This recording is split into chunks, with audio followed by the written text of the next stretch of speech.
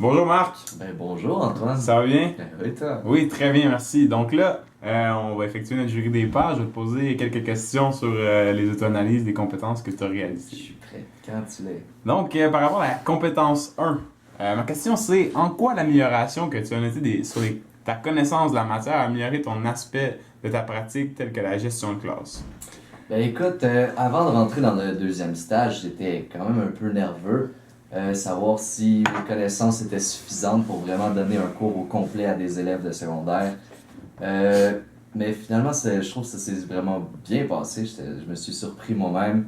Mon enseignante associée, elle a vraiment valorisé ma préparation surtout. J'ai pris le temps de faire des grandes recherches avant chaque cours, vraiment m'attarder sur le sujet, puis arriver en classe préparée. Euh, j'ai été plus loin que le programme moi-même. Je voulais vraiment chercher, vraiment, me situer dans l'époque, savoir de quoi je parle en fait. Je voulais être préparé. Et pour la gestion de la classe, en fait, ça m'a permis vraiment fournir plus de matière à mes élèves, puis être crédible surtout devant la classe. Puis une fois que les élèves ont vu que je savais de quoi je parlais, je trouve qu'ils ont eu un plus grand respect de moi aussi. Et ils m'ont pas pris pour un fou en avant de la classe qui savait pas qu'est-ce qu'ils disaient. Ils ont fait confiance en ma matière, ils l'ont pris pour du cash, hein, comme on veut. Puis ouais, ça va Est-ce que tu avais l'impression, parce que tu connaissais mieux la matière, que tu avais moins besoin de te concentrer à ce niveau-là pour pouvoir... Ouais, merci de m'avoir rappelé ça. Non, mais... Mais ouais, ça m'a mis beaucoup plus à l'aise devant la classe, surtout. Quand tu connais de quoi tu parles, tu hésites moins. Tu arrives en avant la classe, tu peux développer plus facilement. Tu connais ta matière, est à toi la matière. Tu peux la maîtriser puis la distribuer aux élèves aussi facilement. Super. Donc, si on continue un peu avec cette question-là, euh, avec cette amélioration de ta connaissance de la matière, est-ce que tu as été capable d'intégrer des nouvelles stratégies d'enseignement? Puis si oui, est-ce que tu peux en donner des exemples? Ouais, ben j'ai pu vraiment aller fournir plus de matériel aux élèves, des vidéos, des liens, des sources que j'ai pu aller chercher, que je savais qui étaient crédibles, puis que j'ai pu les justifier, expliquer un peu, les mettre en contexte aux élèves. Ça a vraiment aidé les élèves, surtout pour leur examen qui était basé sur l'analyse de documents. J'ai vraiment pu analyser les documents avec les élèves, puis vraiment, bon, notre cours il tournait autour de l'analyse des documents, puis ça les a préparés pour l'examen vraiment. Euh, As-tu besoin de précision? Je sais pas. Non, mais dernier point de la question, c'était bref, en quoi ton cours fut différent grâce à cette amélioration? Si Ah tu ben, veux synthétiser. exactement. Ben, j'ai pu vraiment utiliser différentes stratégies et aussi ça, développer un peu plus, utiliser des sources variées, puis vraiment Super. aller chercher plus loin dans la matière. Super, parfait. Donc, pour la compétence 8 maintenant, ma question c'était, peux-tu aborder les risques de l'utilisation des TIC et comment peuvent-ils nuire au climat de classe? Ouais, ben l'éthique, j'ai toujours été un peu méfiant de cette bête-là. Mais j'étais quand même surpris à quel point ça allait bien dans une classe qui est quand même habituée. Mais on va pas parler de ça tout de suite. En fait, dans cette école au Triolet, ils laissent les élèves utiliser leur cellulaire de temps en temps pour aller rechercher des affaires. C'est sûr que des fois, tu voyais les élèves un peu prendre ça pour acquis, puis un peu à divaguer du sujet, puis aller chercher quelque chose d'autre, ou aller utiliser leur cellulaire ou leur appareil juste pour s'amuser, se divertir. Puis là, ils perdaient un peu la traque, on peut dire des fois déconcentrés par cet outil-là. Surtout que ça l'offre une infinité quasiment de possibilités. Ils peuvent faire n'importe quoi avec ça. Fait que c'est difficile de les concentrer sur le but avec un outil qui est capable de faire autant de choses. Sinon, en fait, je trouve que les cells, les iPads, c'est fait pour vouloir toucher à tout un peu. Là. C'est vraiment. Je comprends comment qu'un élève peut être déconcentré par ça. Sinon, la gestion de ça aussi, pour une classe qui n'avait pas d'iPad, qui avait pas de cellulaire, il fallait amener un chariot d'iPad, ce qui prend beaucoup de temps. Faut qu'ils signent un papier à toutes les fois qu'ils veulent en sortir un, on a peur des vols. Il faut tout le temps s'assurer que tout est là, qu'il fonctionne bien. Et aussi, on a remarqué qu'il y a beaucoup d'élèves qui s'amusent à mettre des alarmes en plein milieu de la journée. Fait que là, dans la salle des profs, on finit par avoir des alarmes, ce qui dérange beaucoup.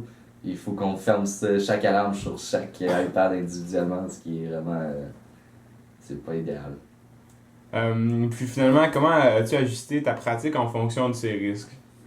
Ouais, ben, en fait, moi j'ai utilisé l'éthique en fait surtout pour un projet que je voulais faire, un CAOT en fait, un questionnaire interactif où ce que tous les élèves ils ont un appareil tactile pour répondre à un questionnaire qui est projeté au mur. Durant la première présentation de cette activité-là, en fait, j'ai surtout pas eu assez de temps. Ça a vraiment pris trop de temps pour me situer dans l'activité, puis que les élèves soient assez disciplinés, en fait, pour qu'ils se calment, qu'ils s'assoient. Ouais. Merci. Et ben, qu'ils prennent ça au sérieux, en fait, parce que la seconde qu'on a sorti des appareils électroniques, en fait, on dirait ils ont perdu un peu la discipline, j'ai un peu perdu le contrôle de la classe immédiatement, puis eux autres, pour eux, c'était rendu un jeu et puis un cours, c'était plus une activité pédagogique. Fait que de ce côté-là, ça m'a vraiment pris du temps avant que j'aille le contrôle de la classe, puis qu'on aille de l'ordre un peu. Mais c'était un peu le but de l'activité aussi, que les élèves, ils commencent à s'amuser avec la matière, puis que ça devienne une compétition en fait, parce que le jeu c'est une compétition. Mais comment peuvent-ils nuire au climat de la... c'était quoi déjà la question? C'est comment tu as ajusté ta pratique? Donc là, tu viens de parler de la première fois. La première fois. Pour le deuxième cours, en fait, j'ai établi des règles claires au début du cours.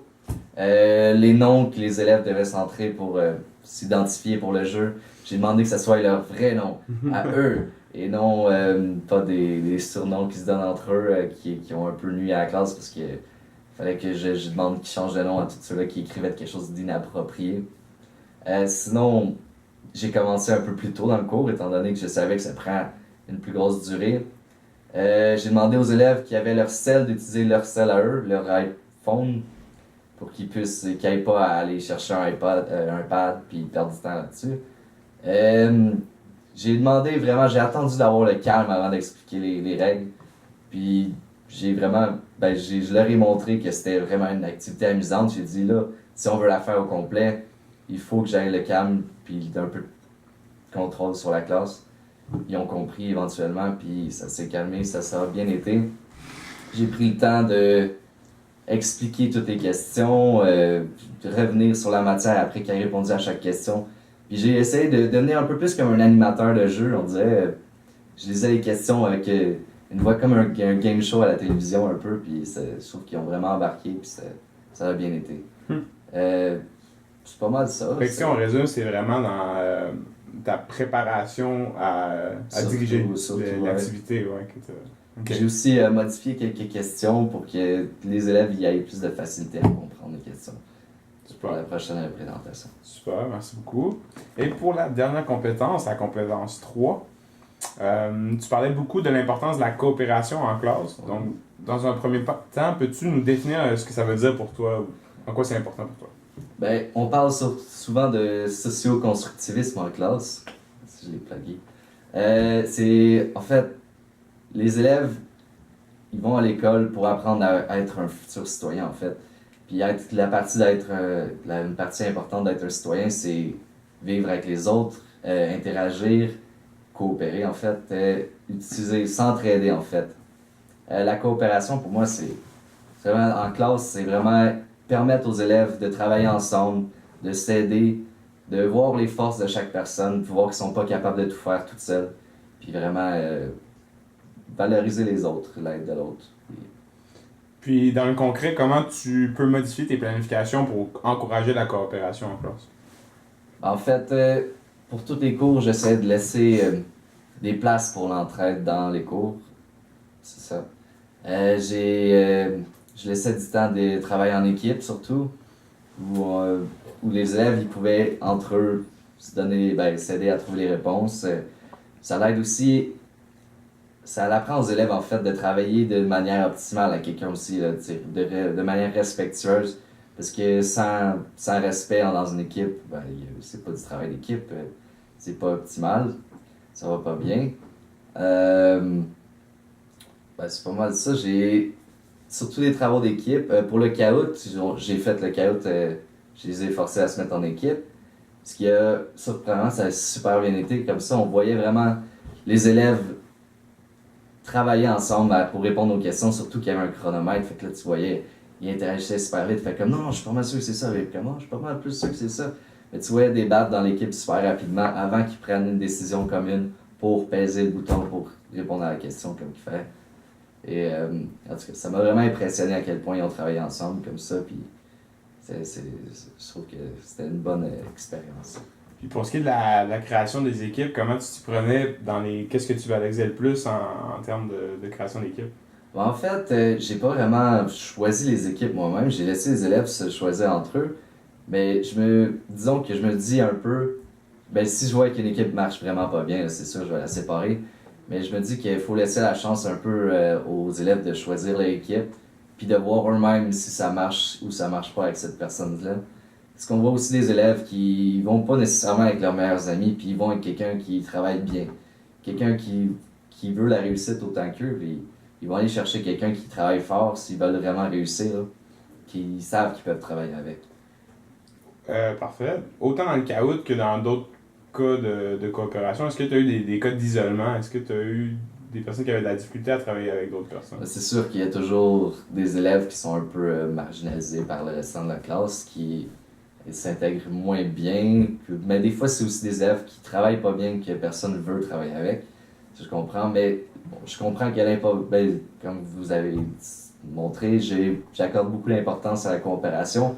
Je crois qu'il n'y a personne qui devrait être exclu d'un travail comme ça parce qu'il est exclu de l'expérience de cette coopération-là et qui ne peut jamais pratiquer son entraide ou son fonctionnement en équipe. Ce qui est vraiment dommage, en fait, c'est vraiment une partie importante de son développement scolaire.